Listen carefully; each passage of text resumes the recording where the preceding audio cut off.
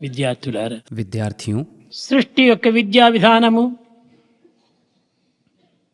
కేవలము డిగ్రీల యొక్క విలువను మాత్రమే చేర్చుకుంటున్నది. दुनिया की विद्या प्रणाली डिग्री को ही महत्व देती है. ఈ పట్టమును అందుకొని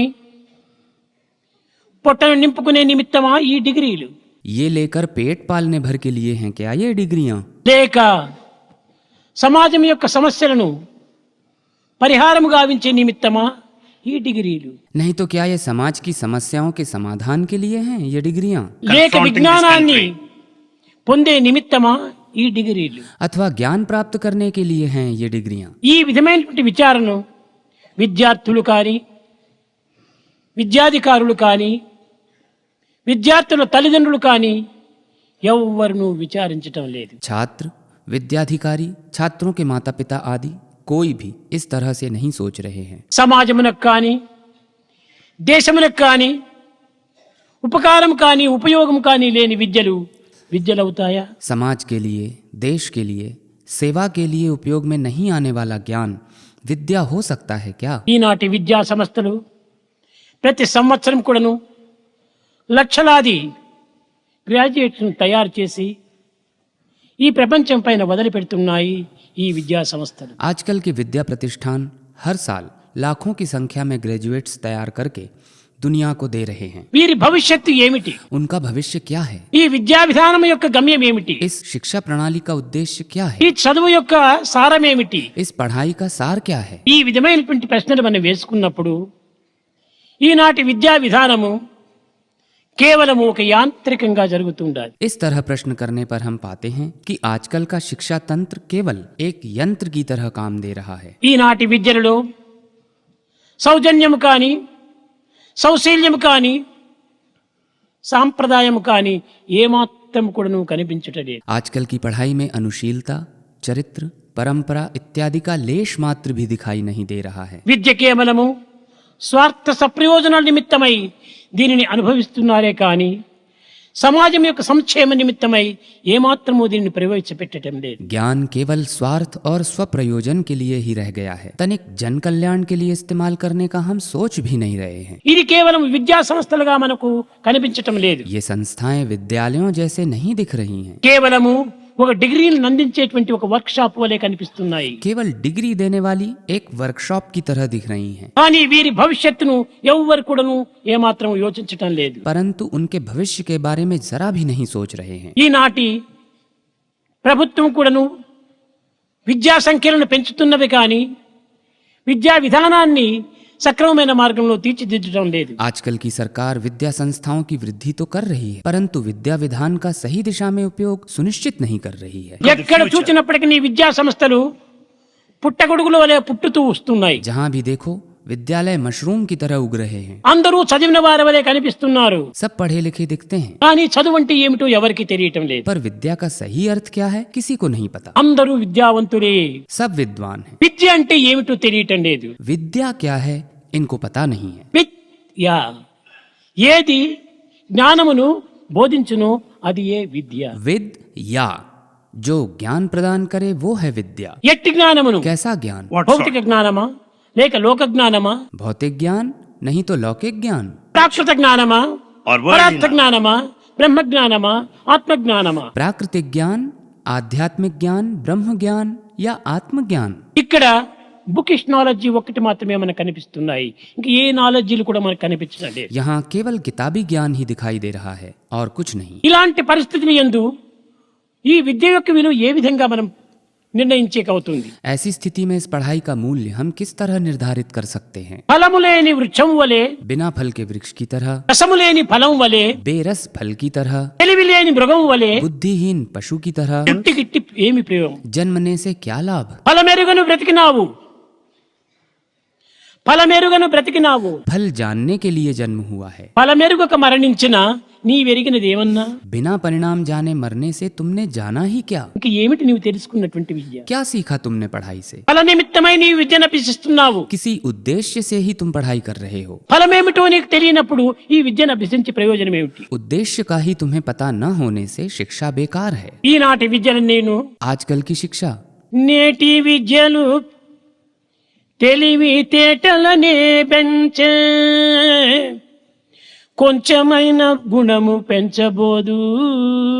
आजकल की शिक्षा ने समझ तो बढ़ाई, सद्गुण जरा भी नहीं. కోటి విద్యలుండి గుణము లేకున్నచో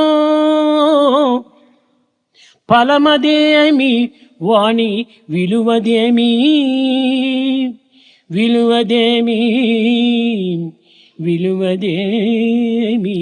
करोड़ों बातों की जानकारी है, पर एक भी सद्गुण न हो तो उसका क्या ही अर्थ है, क्या प्रयोजन है, क्या ही उपयोग है. ఈ తెలివితేటలు దేని నిమిత్తమే మనకు అవసరం వస్తాయి? इस शिक्षा की जरूरत हमें कब पड़ती है? ఇవి పరులను వంచే నిమిత్తము, इसे दूसरों को धोखा देने के लिए, స్వార్థాన్ని పోషించుకునే నిమిత్తము, स्वार्थ पूर्ति के लिए, స్వప్రయోజనాన్ని అనుభవించే నిమిత్తము मनमानी करने के लिए ఇవి ఉపయోగిస్తున్నాయే కానీ इसे इस्तेमाल कर रहे हैं. దేశమునకు కానీ సమాజమునకు కానీ తన యొక్క విద్యా విధానం ఏమాత్రం కూడాను అనుకూలపడటం లేదు. लेकिन देश के लिए, समाज के लिए ये शिक्षा व्यवस्था लेश मात्र भी काम नहीं आती है. నిత్య జీవితమునకు ఉపయోగపడినటువంటి విద్యలు ఇది ఉపయోగపడేటువంటివి ఏమాత్రము కాదు. दैनिक जीवन में काम आ सके ये वैसा ज्ञान है ही नहीं. ఆదర్శవంతమైనటువంటి యొక్క పౌరులుగా మీరు రాణించాలి. तुम्हें आदर्श नागरिक बनना है. ఉత్తమ ఆదర్శములుగా కావాల్సినటువంటి విద్యార్థులు ఈనాడు ఉత్తమ ఆశలకు బయలుదేరుతున్నారు. उत्तम आदर्श की आशा जिन छात्रों से है वे उत्तम आशाओं के पीछे दौड़ रहे हैं. ఆశలు కాదు మనకు ప్రధానమైనటువంటిది, ఆశయాలు మనకు అవసరము. इच्छाएं हमारे लिए जरूरी नहीं हैं, अपेक्षाएं मुख्य हैं. ఉత్తమ చింతనతో జీవించవలసినటువంటి విద్యార్థులు ఈనాడు సంకుచితమైన భావముతో సంచరిస్తూ ఉంటున్నారు. उत्तम भावनाओं से युक्त जीवन बिताने वाले छात्रों के व्यवहार में आजकल संकीर्ण मानसिकता नजर आती है. విద్యార్థులు ఎందుకును మానవత్వం అనేది ఏమిటో వారికి అర్థం లేకుండా తెలిసి లేకుండా పోతుండాలి. छात्रों को मानवता का मतलब ही नहीं पता है. నేను మానవుడని మాత్రం చెప్పుకుంటున్నాడు కానీ మానవ అంటే ఏమిటి దీని అర్థం అనేది కూడాను వానికి తెలియటం లేదు. मैं मानव हूँ ये केवल बोलते रहते हैं, लेकिन मानव शब्द का अर्थ ही नहीं जानते. The proper study of man kind is man అని అనగా త్రిగుణముల యొక్క ఏకత్వమే, మనస్సు వాక్కు క్రియల యొక్క ఏకత్వమే మానవత్వం అనేటువంటి సత్యాన్ని ఈనాడు ప్రబోధించాలి. मानवता को जानने के लिए मानव को जान लेना ही पर्याप्त है. त्रिगुणों मन, वाणी और कर्म की एकता ही मानवता है. इस सत्य को समझना चाहिए. కానీ ఈనాటి ఈ ఏకత్వం అనేటువంటి భావము భిన్నత్వంగా రూపొందింది. परंतु आजकल ये एकता भिन्नता में बदल गई है. ఈ భిన్నత్వం చేతనే భిన్నమైనటువంటి బాధలకు గురి అవుతున్నారు మానవుడు. भिन्नता करके ही मनुष्य भिन्न भिन्न समस्याओं से लस्त है. కానీ ఈనాటి మానవుడు బయట సమాజంలో ప్రవేశించినప్పుడు విద్యార్థుల యొక్క ప్రభావము విరుద్ధమైన రీతిగా మారిపోతుండాలి. परंतु आजकल मनुष्य बाहर दुनिया में प्रवेश करते ही विद्यार्थियों का प्रभाव उल्टी दिशा में चल पड़ता है. ఈ సంస్థల్లో ఉండినంత వరకు కూడాను తానెంతో గుణవంతుడుగా కనిపిస్తుంటాడు. इन संस्थाओं में रहने तक वो बहुत अच्छा दिखाई पड़ता है. బయట ప్రపంచంలో ప్రవేశించేటప్పటికీ అక్కడ ఈ యొక్క మంచి అంతా కూడాను పరిపూర్ణ అశుద్ధంగా మారిపోతుండాలి. बाहर दुनिया में प्रवेश करने के बाद वहाँ उनकी सारी अच्छाई अशुद्धि में बदल जाती है. కనుకనే విద్యార్థులారా మీరు ఎక్కడ ఉండినప్పటికీ సత్సంగంలో మీరు ప్రవేశించండి. विद्यार्थियों तुम कहीं भी जाओ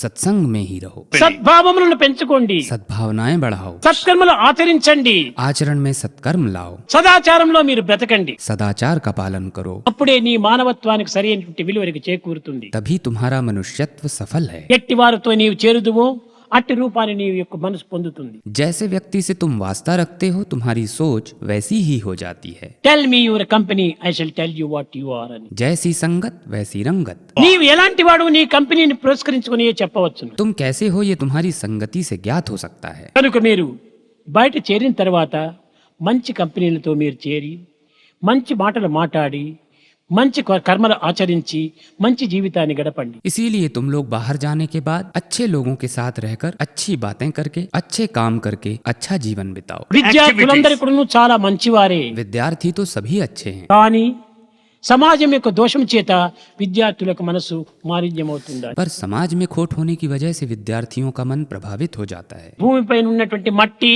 గాలితో చేరితే గగనం వరకు ఎగురుతుంది, जमीन पर पड़ी हुई मट्टी हवा के कारण आसमान तक उड़ने लगती है. కానీ ఎగరటానికి ఈ యొక్క డస్ట్ కు రెక్కలు లేవు. पर उड़ने के लिए धूल के पंख नहीं हैं। నీటితో చేరితే గుంత వరకు దిగిపోతుండాది ఈ మట్టి. पानी मिल जाने से यही मिट्टी नीचे तक गड्ढे में पहुंच जाती है। క్రిందికి దిగడానికి కాళ్ళు లేవు, नीचे उतरने के लिए पैर नहीं है, పైకి ఎగరడానికి రెక్కలు లేవు. ऊपर उड़ने के लिए पंख नहीं है। కానీ ఈ సహవాస దోషం చేతనే పైకి క్రిందికి తిరుగుతుండాలి. परंतु संगत भेद के कारण ऊपर नीचे होती रहती है। ఈ సత్యాన్ని విద్యార్థులు చక్కగా గుర్తించి इस बात को विद्यार्थी अच्छे से याद रख के అతి జాగ్రత్తగా ఈ జీవితాన్ని కాపాడుకోవాలి. सावधानी पूर्वक जीवन रक्षा करें। కనుక విద్యార్థులారా, इसीलिए विद्यार्थियों, మీ యొక్క ఆఫీసు యొక్క పరిస్థితిని పురస్కరించుకొని కానీ లేక మీ ఫ్యాక్టరీస్ లో ఇండస్ట్రీస్ లో పురస్కరించుకొని కానీ అసత్యం ఆడవలసి వచ్చినప్పుడు కూడాను మీరు ఏమాత్రం కూడాను జంకు చేయక సత్యాన్ని మీరు పాటించాలి. तुम्हारे ऑफिस को चलाने के लिए या फिर फैक्ट्रियों इंडस्ट्रियों में सहूलियत के लिए असत्य बोलने की स्थिति आने पर भी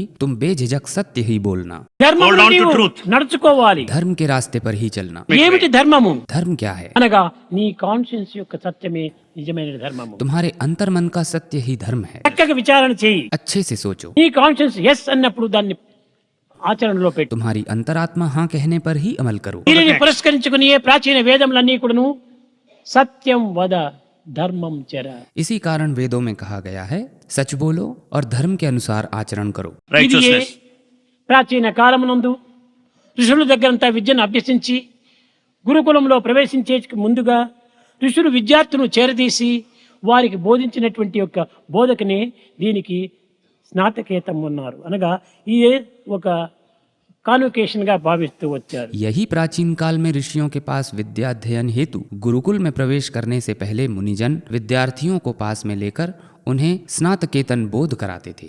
यही आगे चलकर कॉन्वोकेशन बन गया। ఇలాంటి పరిస్థితులు ఎందైనా కూడాను మానవత్వాన్ని నీవు వదలకుండా చూసుకో. परिस्थिति चाहे जैसी भी हो, तुम्हारी मानवता न छूट जाए, ध्यान रखो। ఇది ఏ ప్రధానమైన బోధగా భావించారు. यही सबसे बड़ी शिक्षा समझी जाती थी। గురువు అందించినటువంటి యొక్క ప్రధానమైనటువంటి వరము ఇదియే. गुरु का सबसे प्रमुख उपहार यही था। దీనినే ఆనాడు కాన్వకేషన్ గా భావిస్తూ వచ్చారు. इसे ही उस वक्त दीक्षांत कहते थे, स्नातकोत्सव। ఆ కాలం నుంచి ఇప్పటి వరకు కూడాను ఈ స్నాతకోత్సవం అనేటువంటిది ఈ యొక్క కాన్వకేషన్ అనేటువంటి రూపంలో నడుస్తూ వస్తుండాలి. तब से अब ये स्नातकोत्सव दीक्षांत समारोह के रूप में मनाया जाता रहा है। కాన విద్యార్థులారా, अतः विद्यार्थियों, ఇది మీకు గొప్ప అవకాశము. ये तुम्हारे लिए अच्छा अवसर है। పవిత్రమైనటువంటి యొక్క దినముగా మీరు విశ్వసించాలి. आज दिन पवित्र है, भरोसा रखो। సద్బోధనలు మీ హృదయంలో ప్రవేశించాలి. सतबोध हृदय में धारण करना है। సన్మార్గం మీ యొక్క జీవితంలో ప్రవేశించాలి.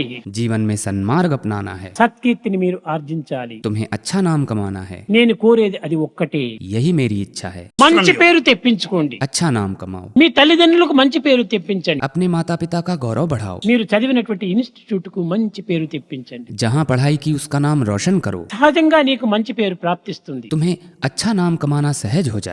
కాన वैसे చెడ్డ చేయటము గొప్పతనము కాదు. गलत रास्ते पे चलना कोई बड़ी बात नहीं है। కీటకమైన కీడు చేస్తుంది. कीड़ा नुकसान पहुंचाता है। కీడు చేయటము మానవత్వం కాదు. नुकसान पहुंचाना मानवता नहीं है। నీవు దేనికి నీ భయపడనక్కర్లేదు. तुम किसी बात से मत डरना, సత్యానికి మాత్రమే నీవు భయపడు. केवल सच से डरो। నీవు భయపడడానికి నీవు పశువు కాదు. डराने वाले पशु तुम नहीं हो। భయపెట్టడానికి నీవు మృగం కాదు. डर जाने वाले मृग भी नहीं हो। నీవు మనిషి.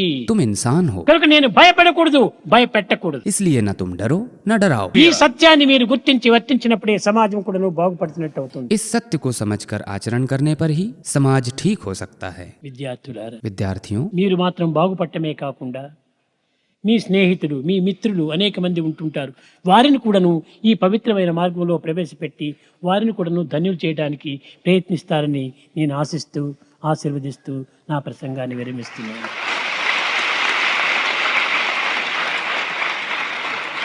केवल तुम ही अच्छे बनकर नहीं, तुम्हारे पहचान वाले रिश्तेदार, साथीदार आदि उन सभी को तुम सही रास्ते पर लाने का प्रयास करोगे, ऐसी आशा करते हुए मैं साशीर्वाद अपना उद्बोधन यहीं समाप्त करता हूँ।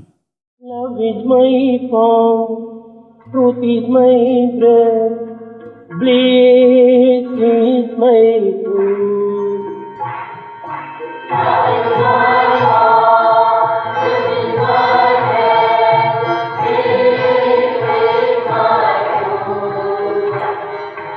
Love is my form, truth is my breath, bliss is my food.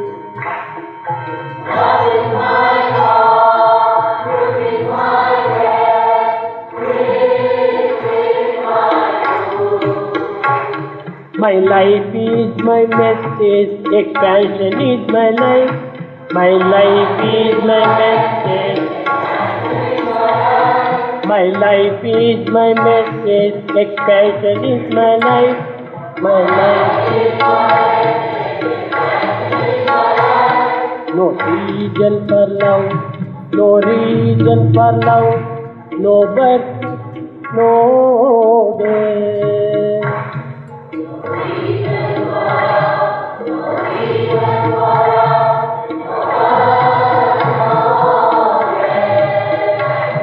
No season for love, no reason for love, no birth, no death.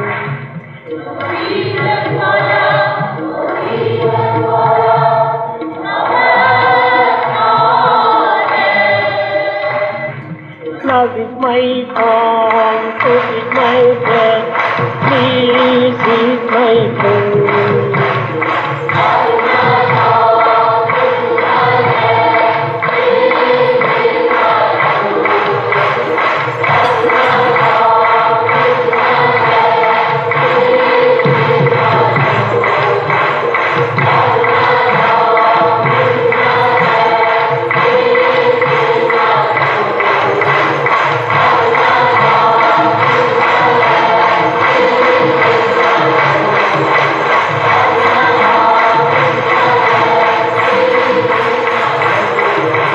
Love is my God, truth is my friend.